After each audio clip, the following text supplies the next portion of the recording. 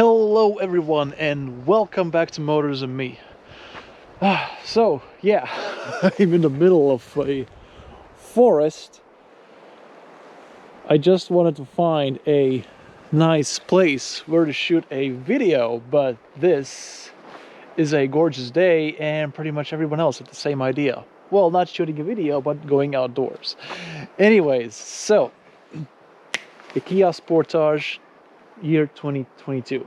Yeah, 22. So, as some of you know, we bought this as a replacement for our 2016 Nissan Pulsar.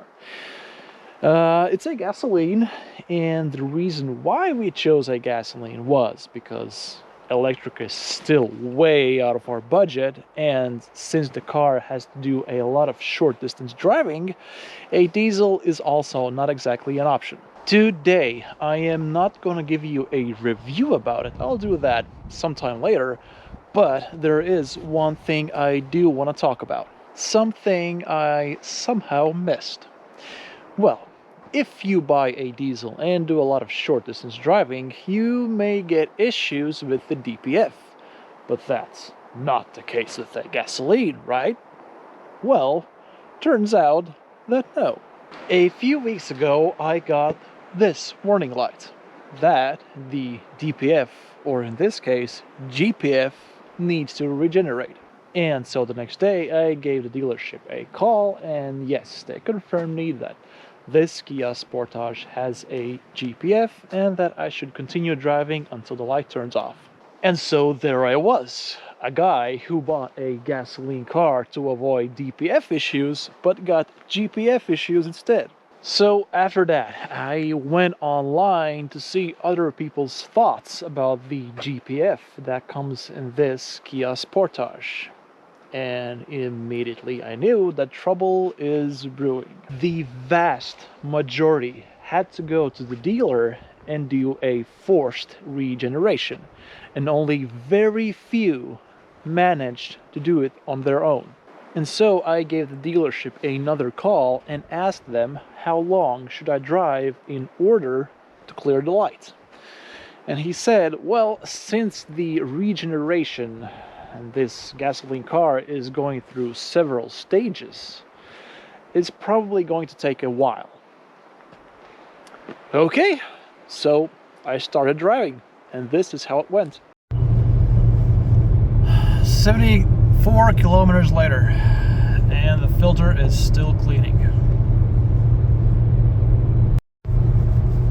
So, they said it might take around 100 kilometers before it's fully regenerated. And nope. 110, still regenerating. Hey! 114, finally clean. Woo-wee! So, 114 kilometers. But that's not all. The day before, I also drove 50 kilometers trying to clean the GPF, but with no luck. So, a total of 164 kilometers. Now, it could be that the day before, after I drove those 50 kilometers, when I turned the engine off, it resets the process. I'm not sure. But you should probably be looking at somewhere between 100 and 200 kilometers of driving to clean the GPF in a gasoline car.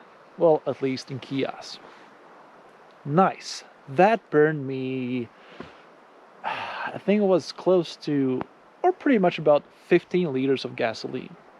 That's around 25 euros.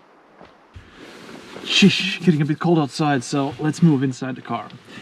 So, a colleague of mine also has a 2022 Kia Sportage, but he has the mild hybrid, but that has the same engine as this one. So I asked him, have you had any issues with the GPF? And he said, oh, yes, 4 times. The first 3, he had to go to the dealer to do a forced regeneration. The 4th time, he managed to do it by himself.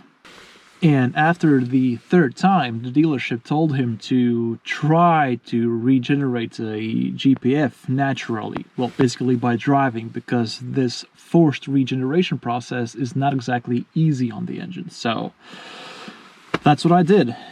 And 146 kilometers later, yay! And yeah, that's my experience with the GPF. Have you had any issues with the GPF in your car, if you have one? If yes, post it in the comment section below. Anyways, thank you guys for watching, and see you next time. Bye-bye.